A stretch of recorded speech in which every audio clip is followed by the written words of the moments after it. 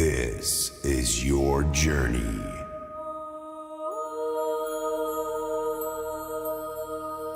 Since the beginning of time, everyone has a story, and no one knows the secret. Right now, you're on the threshold of an amazing adventure. A new pathway to a new world. Enter this magical world. Now.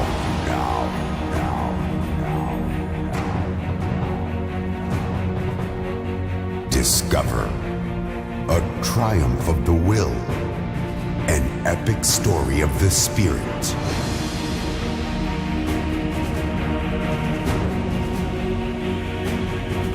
Discover. Transform your state of mind and uncover the truth.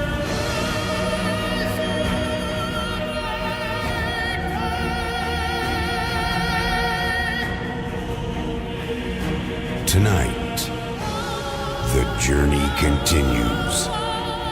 What you learn may save your life. You will never feel the same again. And so it begins. This is your journey.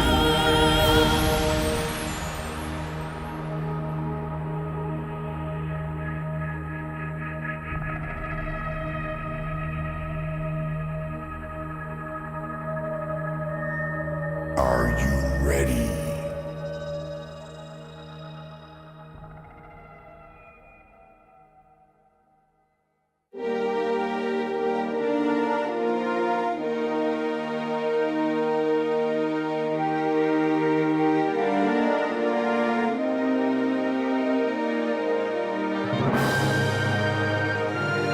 Ladies and gentlemen, welcome to the journey. Before we embark on this journey, the members of the choir would like to introduce themselves to you. Here they are.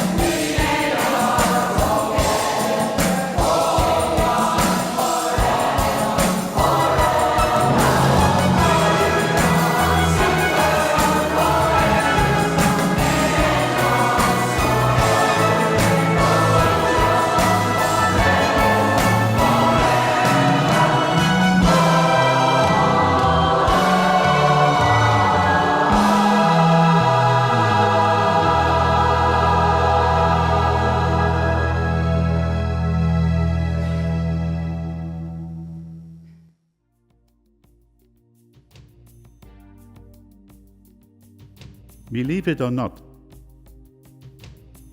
But those beautiful super voices are just a bunch of people like you and me. And in a minute they will sing you a story about the journey of the human soul. And you all are invited to sing along. The story started some time ago, when 2 of my grandchildren came to visit me a few times. My granddaughter Cassandra and her brother Nathan. Twins, just 17 years young. We talked a lot about life, and they seemed to be very curious. They asked me to tell them more about the soul and its meaning to their life thus far, and to the path that lies ahead of them. So I told them, we are not human beings on a spiritual journey, but we are spiritual beings on a human journey. And this answer made them curious enough to dig deeper into this mystery. Determined to have them answer, they started to backpack to the mystic land of Antioch. There, Mathia, the wise high priestess of soul, lived in the beautiful outskirts of a small town called Engels. And in her secret garden, she teaches students about the journey our soul makes while we travel through life on this beautiful planet, Earth.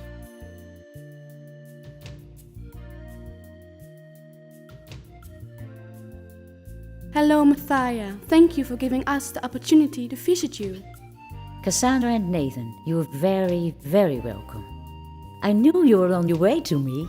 We came to you looking for answers to questions that are very pressing to us. Our biggest question is, what will the future bring to us? And what does the soul mean for our personal journey? Yeah, we've always wondered how we got here. I mean, when does my spiritual soul enter my body? It's such a strange idea. Whoa, you are smart twins. Well, let's just start at the beginning. Life starts with a strange miracle we call incarnation, which literally means coming into the flesh. Immediately after conception, your body starts to take shape, and we assume we're just flesh then. But soon, we don't know how soon, our immortal soul enters the flesh. That's the day we arrive on the planet, and we become real human beings. The start of a journey that will go on until we find our place on the path unwinding.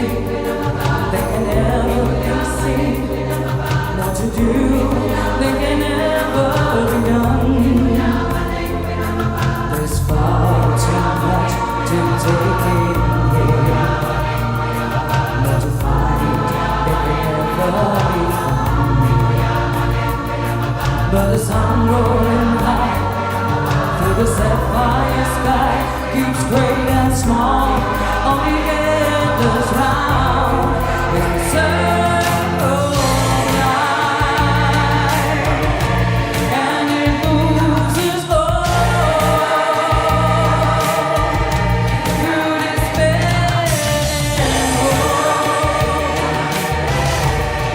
through faith and love, till we find our place on the path of winding in the circle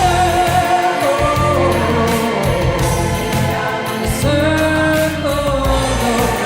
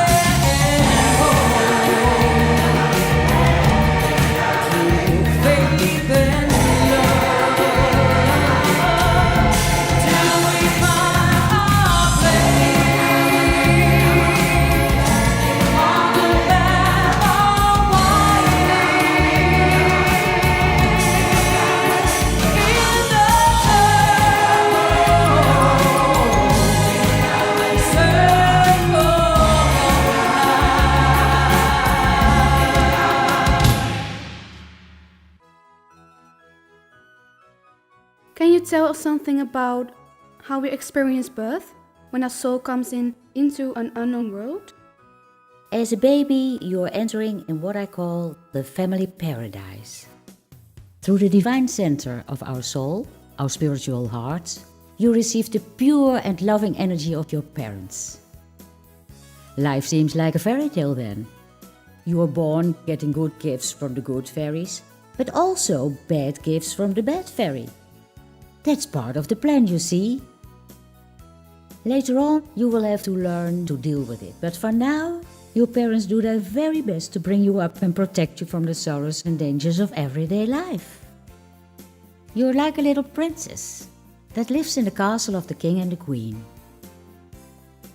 And it is this short stay in paradise that creates a very important sense of home.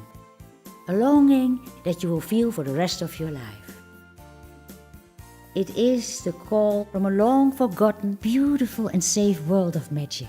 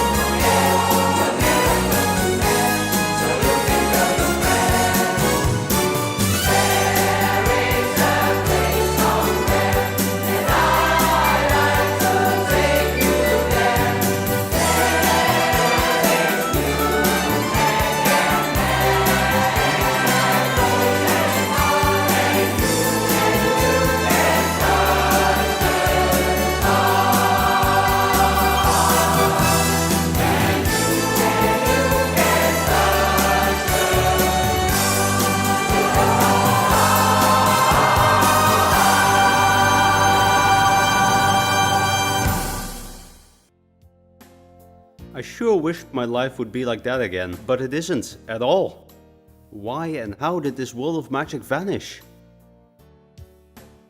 Your idyllic world can't last forever. Beautiful as it is, it has no evolution, no individuality, no consciousness, and hardly any connection to the problems of the outside world. And it lacked the drive that's equally important as the call of home. The call for adventure, for freedom, for growth. It's the call of the wilderness that we needed, but did not hear. That's why the paradise eventually breaks down. And it hurts. Can't we just skip this step? It's important that you understand that this is an unavoidable and necessary step for everyone. When you are still very small, the great disturbance is upon you. The human tragedy, the breach of the we. Despite all the efforts of the loving parents, the princess, vulnerable as she is, hurts herself spinning at the wheel of life. Violently, you are driven out of paradise. Suddenly, you find yourself cut off from your family. This earthquake brings you agony. It represents the first and most painful splinter in your soul.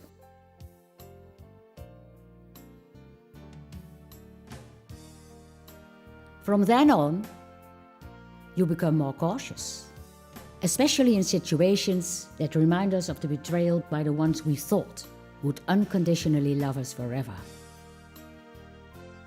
A task that, tragically enough, no parents, having experienced and repressed the same breach themselves, are able to fulfill.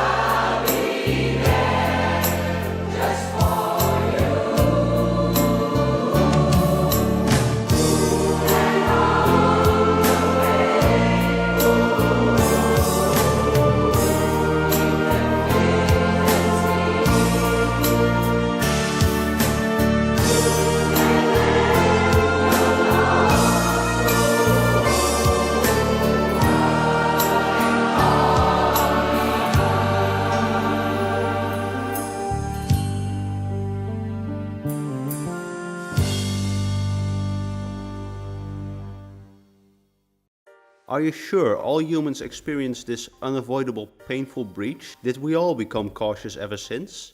Why? Every one of us has experienced this. But there's also something good that comes out of this. The same moment the breach occurs, a miracle happens. We rise up as an individual out of the strange mist of the unconscious. And from then on, we are able to develop ourselves as an individual person outside the we. That's why the breach had to occur. But how can a little kid overcome this nightmare, just being on its own? There's just no way back. Life goes on. Driven by the will to survive, you go on with your life. And you are able to travel through your school time and adolescence. And you eventually become an adult. And you don't travel on your own. It looks like we, as an individual, mimic the journey mankind as a whole made to conquer the world. The tribe that all humans come from was driven out of its habitat. Paradise was lost, and the tribe had to move on. There was no way back. The great journey of mankind began. And through the courageous conquering of the many stumbling blocks our ancestors met on their quest, they were able to move on, time and again, leaving all they gained behind. And here we are.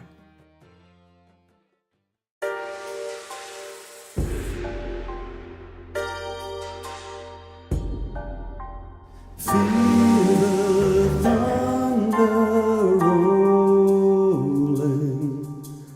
Paradise is lost. Wounded heart, crying soul. Who will ease my trust now?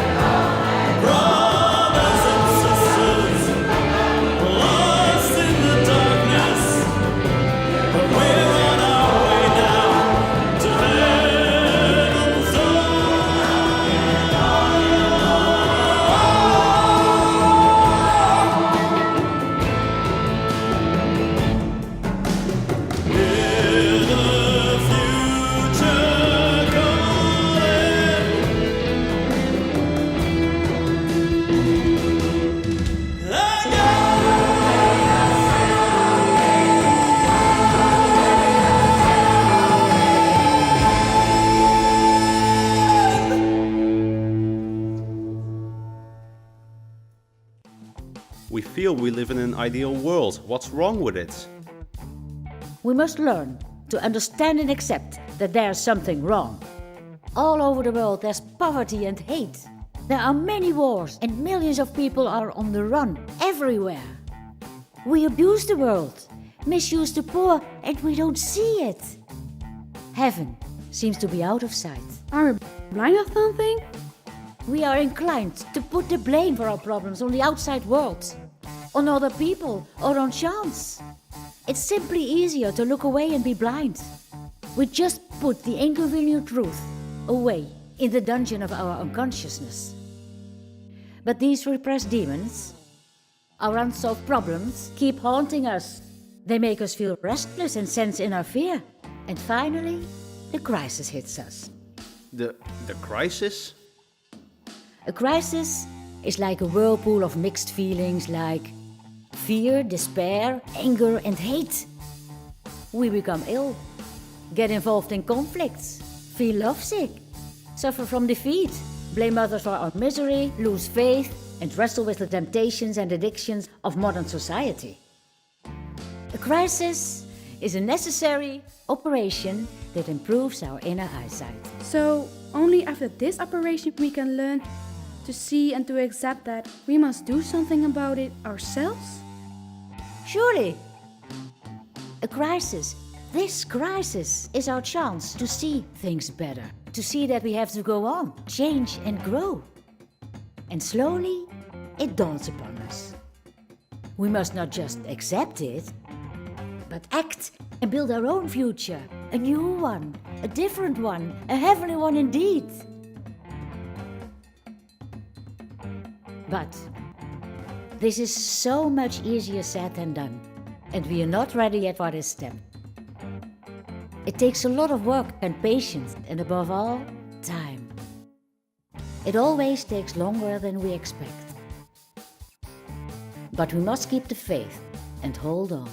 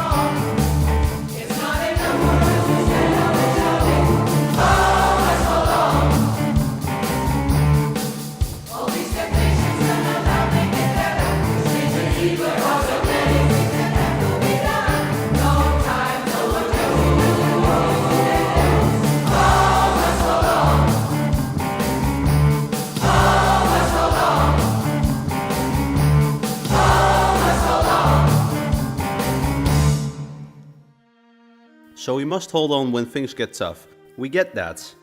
But that sounds like hard work. We need some help. Is there any spiritual workout for the soul, maybe? There is. The way out of our worldly troubles is always a spiritual one.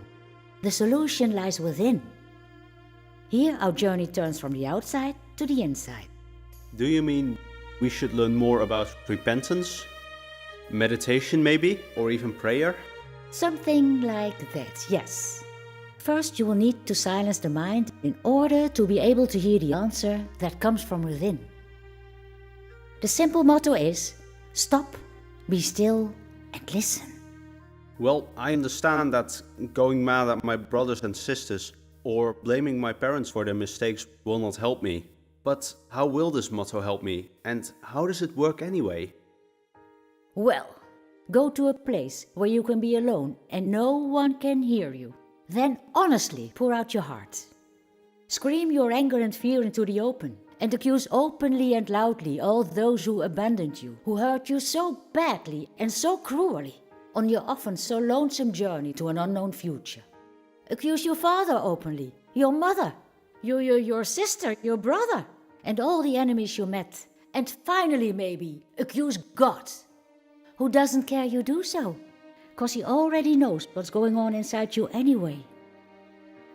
So, then, when your rage comes down, then stop your physical and mental agitation.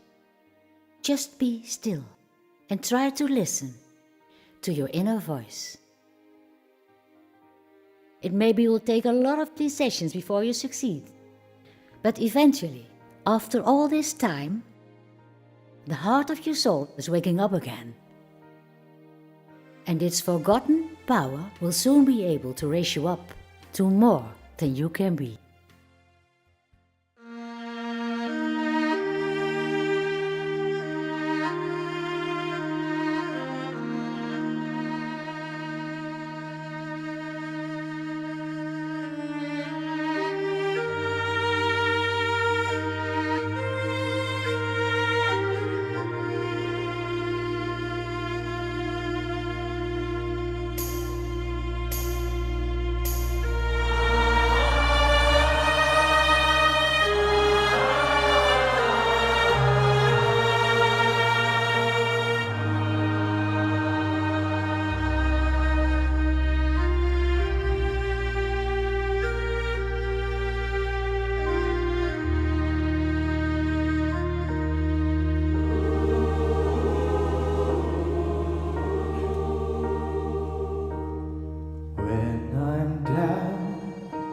And hold my soldiers so weary.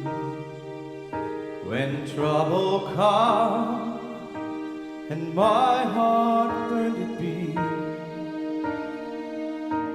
and I am still and wait here in the silence until you come and sit a while with me. You raise me up so I can stand on mountains. You raise me up to walk on stormy seas. And I am strong when I am on your shoulder. You raise me up more than I can be.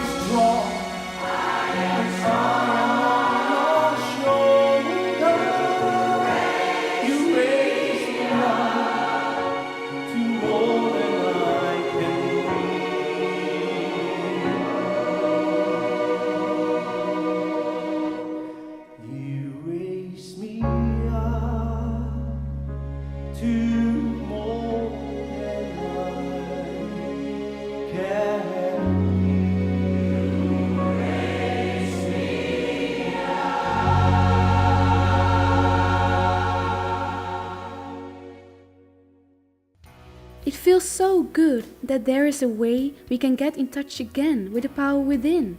But how do we translate it into the right answers to the question of our everyday life? We must keep searching for the new balance by combining this personal meditation with practicing our findings in everyday life. It's hard work to kick old habits and give up inner defenses. Yeah, but sometimes I feel the road ahead is so full of stumbling blocks that we are bound to fail. Then the light is gone and there's so little power inside of me. I feel very empty and I just give up hope. It's like demons are haunting me. It's all right, Nathan. It's inevitable that on the way we lose faith and fall back. But if we don't run away from our demons but face them, we can learn to keep the faith. If we patiently persist, we will finally succeed and find our destiny. But we still haven't found what we are looking for.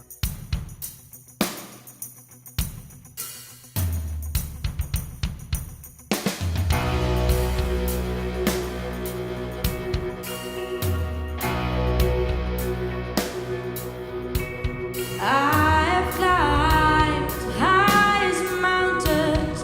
I have run through the fields only to be with you, only to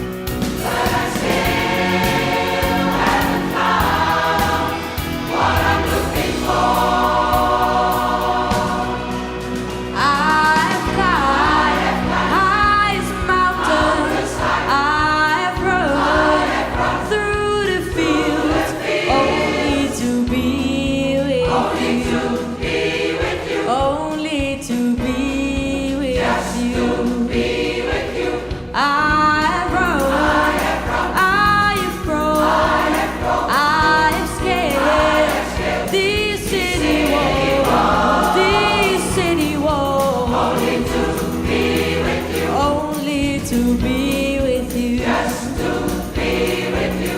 But I still haven't found what I'm looking for. But I still haven't found what I'm looking for. But I still haven't found what I'm looking for.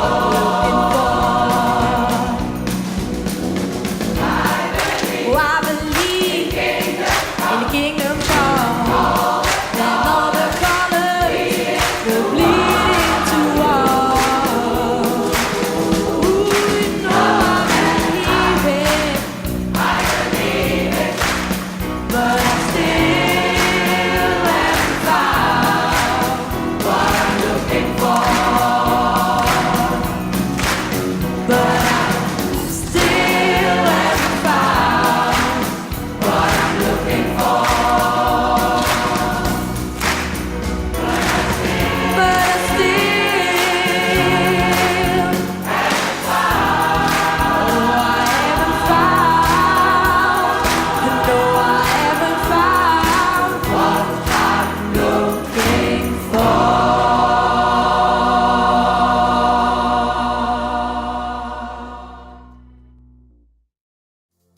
But how do we know we're on the right track? You will recognize that you are on the right track through the unmistakable inner feeling to go on with what you are doing. Nothing can keep you from going on. How will we know that we have reached this goal? What is it like? Unfortunately, we will never know when this will happen. We can do our best to prepare ourselves for this happening, but when it comes, it's like lightning strikes us. And from then on, we know it. We are in touch with our inner center again. And we have the power to overcome all the troubles that come into our lives.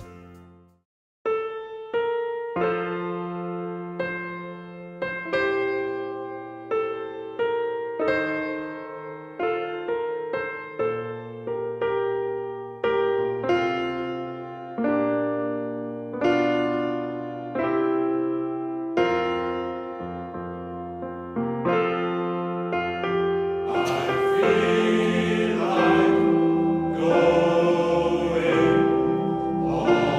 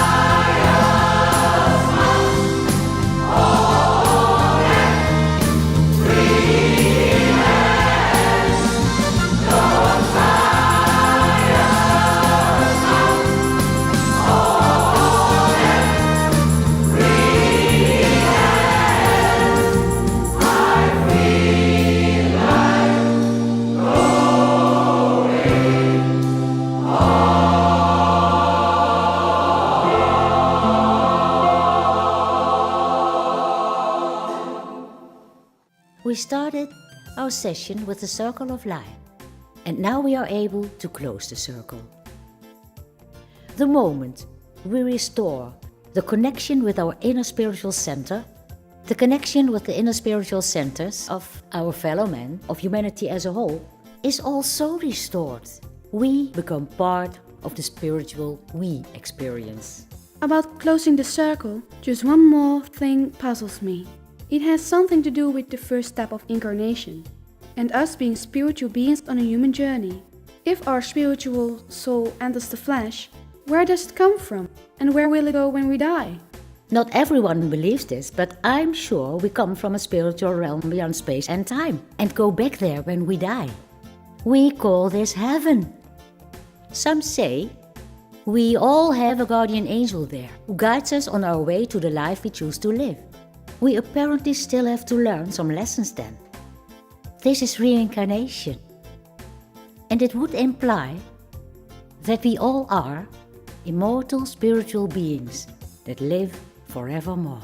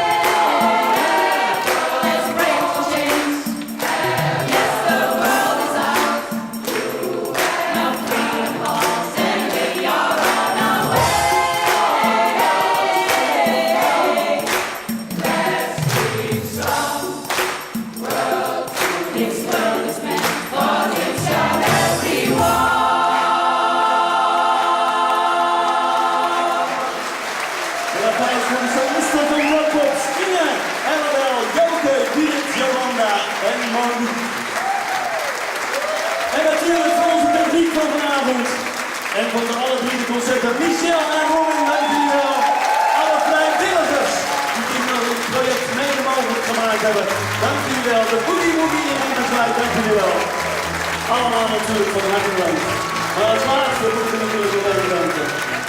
De initiatiefnemer, de bedenker, de producer, degene die ons dit allemaal heeft aangedaan, dames en heren, de afgelopen weken, maanden, jaren zelfs.